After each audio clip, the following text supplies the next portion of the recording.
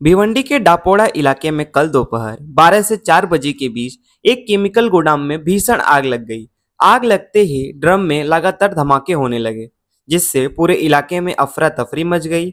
3 तेज blast से हालात और बिगाड़ दिए। फायर ब्रिगेड की पहली गाड़ी आधे घंटे की देरी से पहुंची और 1 घंटे तक अकेले ही आग बुझाने की कोशिश करती रही। इस दौरान आसपास भारी ट्रैफिक जाम लग गया। आग का कारण अब तक साफ नहीं है और जांच जारी है।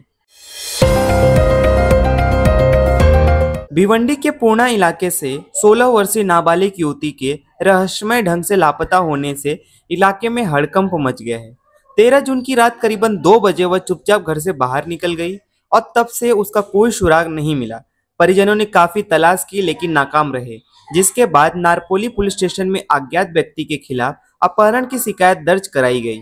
पुलिस ने मामला गंभीरता से लेते हुए सीसीटीवी और मोबाइल लोकेशन के जरिए जांच शुरू कर दी है। मुंबई के विले पार्ले में 14 जून को मुख्यमंत्री श्री देवेंद्र फडणवीस और केंद्रीय मंत्री धर्मेंद्र प्रधान ने एमपीएसटीएमई और एनएमआईएमएस इमारतों का उद्घाटन किया। इसके साथ ही एसवीकेएम एजुकेशन कॉम्प्लेक्स का भी भूमि पूजन किया गया। यह कार्यक्रम उच्च शिक्षा और आधुनिक इंफ्रास्ट्रक्चर के क्षेत्र में एक बड़ा कदम माना जा रहा है। आयोजन स्थल पर दोनों नेताओं का भव्य स्वागत हुआ और शिक्षण क्षेत्र के कई प्रतिनिधि मौजूद रहे।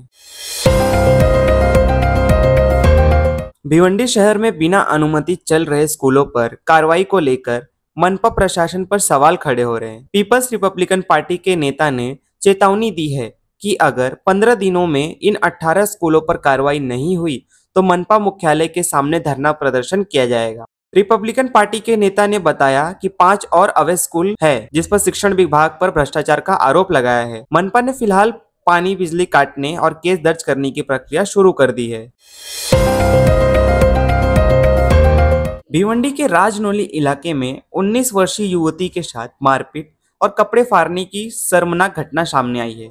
11 जून की रात युवती के घर उसका मित्र सैफ अली अंसारी पहुंचा और जब उससे मोबाइल मांगा तो इनकार करने पर उसने गाली गलौज कर शारीरिक हमला किया।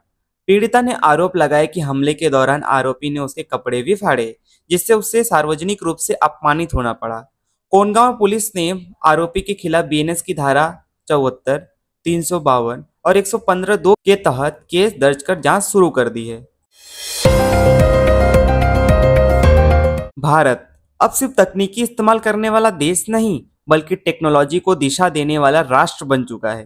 प्रधानमंत्री नरेंद्र मोदी की दूरदर्शी नेतृत्व में देश के पिछले 11 सालों में डिजिटल इनोवेशन, टेक गवर्नेंस और ग्लोबल ट्रस्ट का नया मुकाम हासिल किया है। डिजिटल पेमेंट्स से लेकर गांव-गांव तक इंटरनेट कनेक्टिविटी, स्पेस टेक से लेकर मैन्युफैक्चरिंग तक हर क्षेत्र में बदलाव साफ नजर आ रहा है। ये सिर्फ डिवाइसेस नहीं बल्कि एक टेक फर्स्ट विकसित भारत की कहानी है।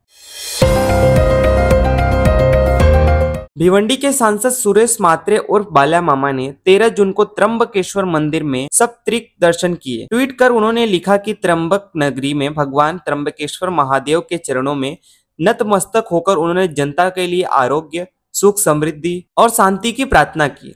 बाला मामा ने इस पवित्र स्थल को ब्रह्म, विष्णु और महेश के अद्वितीय स्वरूप की संगम भूमि बताया और ओम नमः शिवाय के मंत्र के साथ जन भावना साझा की। भिवंडी मनपा द्वारा घर पट्टी और पानी पट्टी में की गई बड़ी बढ़ोतरी से नागरिकों में जबरदस्त नाराजगी है। पूर्व उप महापौर मनोज काटेकर ने इसे तुरंत रद्द करने की मांग की है। उनका कहना है कि जो लोग समय पर टैक्स भरते हैं उन्हीं पर सबसे ज्यादा बोझ डाला जा रहा है, जबकि कई संपत्तियों पर अब भी टैक्स नहीं वसूला जा रहा है। उन्होंने जीपीएस सर्वे कर सुझाव देते हुए टैक्स सिस्टम में पारदर्शिता लाने की बात कही है। टैक्स कम नहीं किया तो व्यापारी शहर छोड़ सकते हैं। नवी मुंबई एक ऐसा शहर जो भविष्य के लिए बनाया जा रहा है। बेहतरीन इंफ्रास्ट्रक्चर, तेजी से बढ़ते बिजनेस हब और जिंदा दिल लाइफस्टाइल के साथ ये शहर आज के सपनों को कल की हकीकत में बदल रहा है और इसी भविष्य की रफ्तार में जुड़ रहा है एजुसिटी। यहाँ मिलेगी ज्ञान की नई दिशा और हर महत्वाकांक्षा को मिलेगा असली मौका। यही है एजुसिटी, जहाँ शिक्षा बनेगी अवसर की कुंजी। प्रधानमंत्री श्री नरेंद्र मोदी 3 देशों की यात्रा पर रवाना हो गए हैं। वे 15 से 16 जून तक साइप्रन के राष्ट्रपति के निमंत्रण पर आधारित आधिकारिक दौरे पर रहेंगे। इसके बाद 16 से 17 जून को कनाडा में होने वाले G7 शिखर सम्मेलन में भाग लेंगे। इसके साथ ही प्रधानमंत्री क्रोएशिया का दौरा भी करेंगे। यह दौरा वैश्विक मंच पर भारत की भागीदारी और नेतृत्व को और मजबूत करने की दिशा में अहम माना जा रहा है।